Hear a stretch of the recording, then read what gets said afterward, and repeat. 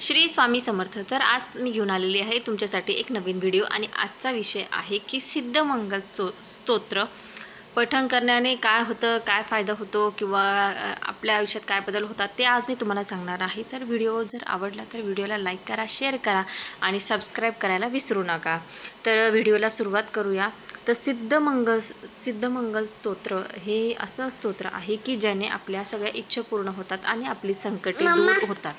सिद्धमंगल स्तोत्र म्हणजे या स्तोत्राच्या नावातच दडलेलं आहे की जे आपण स्तोत्र वाचणार आहोत तर आपण ज्या काही आपल्या इच्छा आहेत त्या सगळ्या सिद्ध होणार आहेत। म्हणजे ते स्तोत्र वाचल्याने आपल्या सगळ्या आयुष्यातल्या अडचणी जाणार आहे, आपल्या सगळ्या इच्छा पूर्ण होणार आहेत। तर ते मी तुम्हाला सांगणार आहे। तर ही सेवा तुम्ही रोज केली तरी चालेल। नित्यसेवेमध्ये जरी तुम्ही सिद्धमंगल स्तोत्र याचा समावेश केला तर अतिशय उत्तम। पण तुम्हाला जर तुमची कोणती इच्छा पूर्ण करून घ्यायची असेल आणि ती होत नसेल किंवा काही तुम्हाला कोणते गोष्टीत म्हणजे यश आणायचं असेल किंवा कोणती गोष्ट मनासारखी करायची असेल तर त्यासाठी तुम्ही संकल्पयुक्तसुद्धा याची सेवा करू शकतात। संकल्पयुक्त करून सुद्धा तुम्ही सिद्धमंगल स्तोत्राची सेवा करू शकतात। हे दत्त महाराजांचीच एक प्रकारची सेवा आहे। तर या सेवेने तुमचे सगळे दुःख, भयमुक्ती अतिशय प्रभावशाली सेवा आहे आणि तुम्ही जर केली तर तुम्हाला नक्की अनुभव येईल।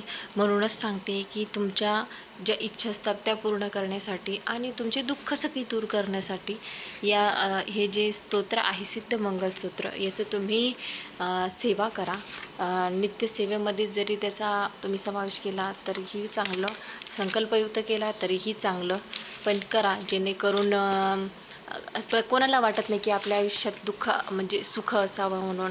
आपल्या आयुष्यात जास्तच अडचणी येत असतील, दुःख येत असतील तर या स्तोत्राचं तुम्ही पठण करून तुमच्या आयुष्यातल्या ज्या अडचणी आहेत त्या दूर करू शकतात आणि कमी करू शकतात, हेच मी तुम्हाला सांगेल। तर बघा, नित्यसेवेमध्ये जर तुम्हाला समावेश करता आला तर नित्यसेवेमध्ये नक्की करा।